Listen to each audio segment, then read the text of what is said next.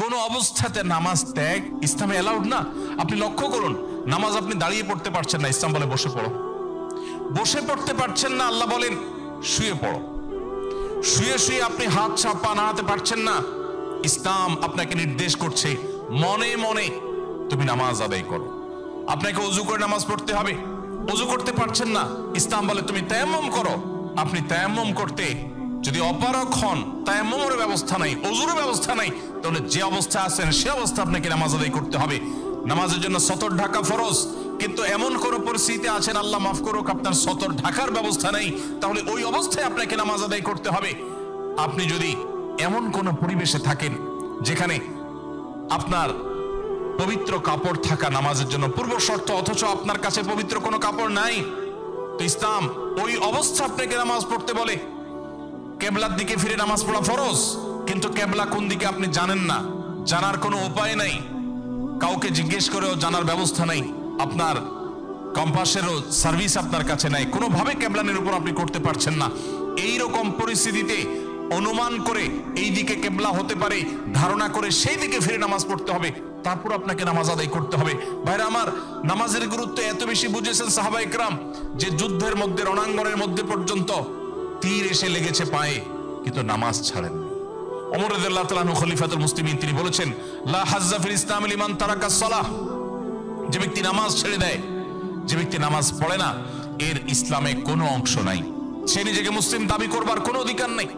এজন্য ভাইরা আমার, আপনি অন্য অনেক কিছুতে ছাড় পাবেন, রোজা রাখতে পারছেন না, আল্লাহ রাব্বুল আলামিন কোরআনে কারীমে বলেছেন ওয়া আলাল্লাযীনা ইউতীকুনাহু ফিদিয়াতু তুআমু মিসকিন। কিছু মানুষ রমজানে এমন অবস্থা আছেন যে এখন রোজা রাখতে পারছেন না, তাদেরকে আল্লাহ বলেছেন ফামান কানা মিনকুম মারিদান আও আলা সাফারিন ফাইদ্দাতুম মিন আইয়ামিন উখার। কেউ যদি অসুস্থতার কারণে, সফরে থাকার কারণে রোজা রাখতে কষ্ট হয়, তাহলে সে রমজানের রোজা না রেখে এই কয়েকটা রোজা, যেগুলো সফর কিংবা অসুস্থতার কারণে, কারোর জ্বর হয়েছে, অসুস্থ হয়েছে, রোজা রাখাটা টাফ হচ্ছে, তার পানি পান করতে হবে, তাকে মেডিসিন নিতে হবে, না হলে তার বিপদ হতে পারে, এইরকম সিরিয়াস পর্যায়ে অসুস্থ হলে আল্লাহ তাআলা তার জন্য কোরআনে বিধান দিয়েছেন সে এই রোজাগুলো ভেঙে রমজানের বাইরে অন্য সময় রোজা রাখতে পারবে। আর যদি কারো রোজা রাখার ক্ষমতা একেবারে শেষ হয়ে যায়, ওয়া আলাল্লাযীনা ইউতীকুনাহু ফিদিয়াতু তুআমু মিসকিন, কারো রোজা রাখার একেবারে ক্ষমতা নেই, তিনি অসুস্থ হয়ে পড়েছেন বা বার্ধক্যজনিত কষ্টে তিনি বয়সের শেষ প্রান্তে এসেছেন, রোজা রাখতে পারেন না, আর এই ব্যক্তির জন্য রোজার বিকল্প হিসাবে খাদ্য বিতরণ করতে বলা হয়েছে। মিসকিনকে, একজন মিসকিনকে একদিনের খাবার দিয়ে দিলে একটা রোজার বিকল্প হয়ে যায়।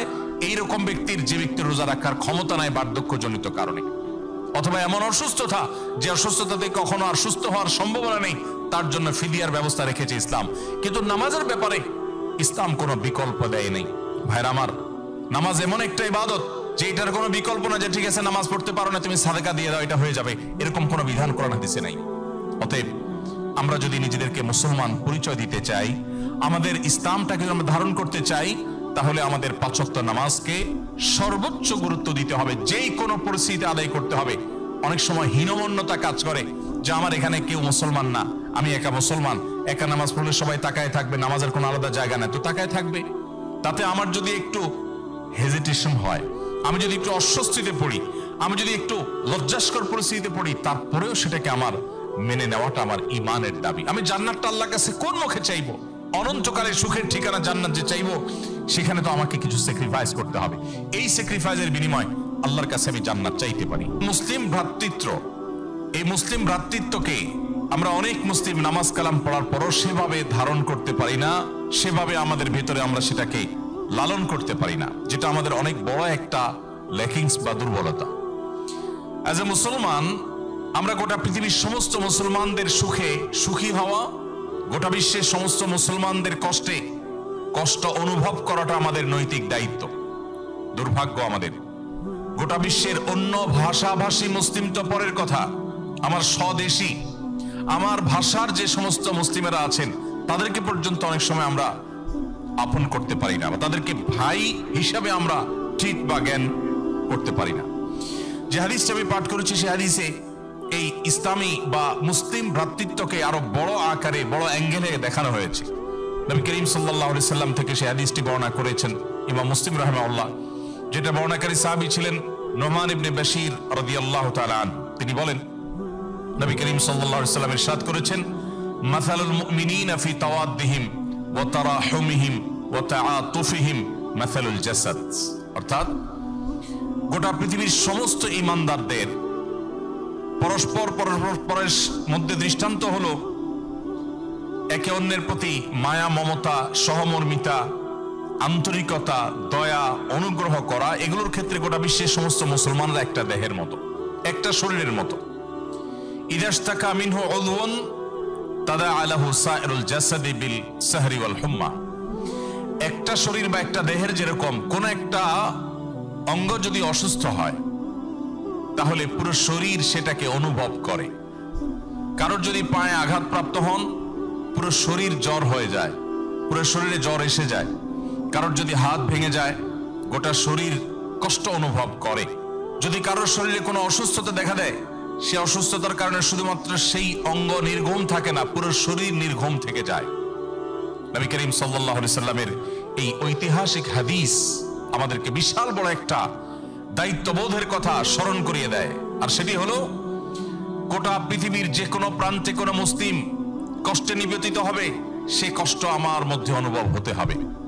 পৃথিবীর যে কোনো প্রান্তে মুসলিম যখন ভালো কোনো অ্যাচিভ করবে, অর্জন করবে, সেটাকে আমার খুশির কারণ হিসাবে ধারণ করতে হবে।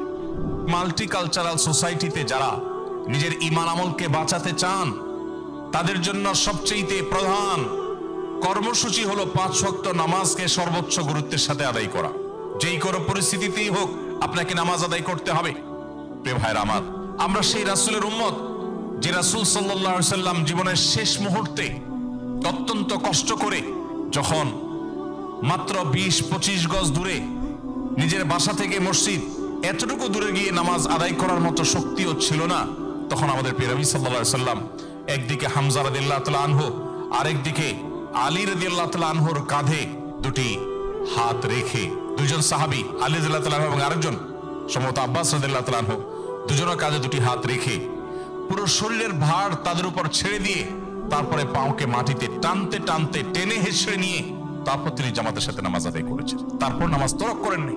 ভাইরা আমার, নামাজকে যদি আপনি সেভ করেন, যত যাই হোক আমি নামাজ ছাড়বো না, এই প্রতিজ্ঞা যদি আপনি করেন, আল্লাহ তাআলা আপনার ঈমানকে, আপনার ইসলামকে অটোমেটিক সেভ করবেন ইনশাআল্লাহ। এই জন্য ভাই, আপনি জব করছেন, চাকরি করছেন, আপনার পেশাবের জন্য, আপনার ওয়াশরুমে যাওয়ার জন্য যে সময়টা আপনি পাবেন ওই সময়টা থেকে বাঁচিয়ে হলেও আপনি অন্তত ফরজ নামাজগুলো আপনি